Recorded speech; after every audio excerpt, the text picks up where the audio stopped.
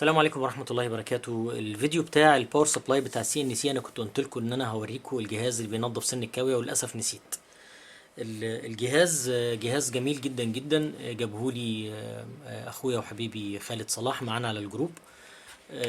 هو كان للاسف الكرتونه بتاعته انا حاططها فين مش عارف. الكرتونه فيها شويه اكسسوار تاني بس انا مش لاقيها حاليا، قعدت ادور عليها الحقيقه مش لاقيها. فانا هوريكم الحاجه اللي انا بستخدمها حاليا. هو الجهاز عباره عن هو الجهاز ده سن الكاوية بتحطه من هنا اهوت، وهو مفيهوش حاجه تانية غير مكان للادابتور بس يركب. ده الادابتور بتاعه، هوريه لكم دلوقتي نشغله. هو جهاز بسيط قوي بس جميل قوي الحقيقه، من ساعه ما خالد جابهولي من فتره طويله قوي وانا الحقيقه بستعمله. يعني على سبيل المثال مثلا بصوا ده سن كاوي اهوت، يعني نعمل بس زوم عليها فاوريه لكم ان هو ايه مش نضيف. السن مش نضيف خالص، هو باين. كل اللي بنعمله ان انا بروح مدخل كده، السن بيطلع زي الفل زي الفل.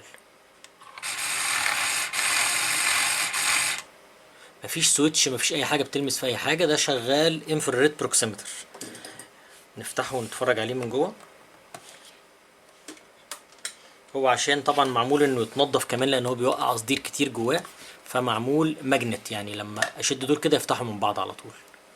دي الحته اللي بيتكون فيها القصدير اللي بيطلع. وهنا هنبص نلاقي عندنا دي سوكت الشحن اهي، مش الشحن انا اسف، سوكت الكهرباء. هنا في موتور، وهنا في فرش سلك. كان جاي معاه كمان فرشتين كمان فرش بلاستيك، بس انا ما عجبتنيش الحقيقه فرش بلاستيك، فركبت الفرش البرونز دهيت او هي حديد الله اعلم يعني. هنا شايفين الانفراريد سندر والانفراريد ريسيفر مش باينين قوي، بس يعني بصوا دي الفتحه اهي بتاعت الريسيفر، بتاعت الريسيفر، ودي الفتحه بتاعت السندر. اول ما بدخل حاجه كده ما بينهم تقطع الخط يروح الموتور ده داير. تعالوا نشغلها كده وهي هنا اهوت، اتفرجوا عليها. بصوا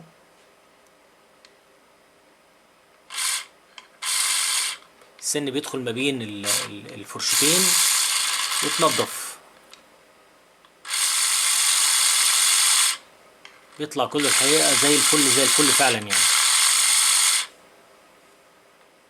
بسيطة جدا وظريفة جدا وصغيرة قوي وفعلا فعلا نفعاني بشكل غير طبيعي يعني. بستعملها تقريبا يعني ما فيش مرة بشتغل بالكاوية ما بستعملهاش. المكان انا سألت خالد المكان جايبها منين وكده. المكان حتة في شارع العطار، هقول لكم المكان بتاعها، هكتبها لكم في اللينك. لكن هي العتبة، مركز المصري للمحمول، حارة الزهرية، شارع العطار.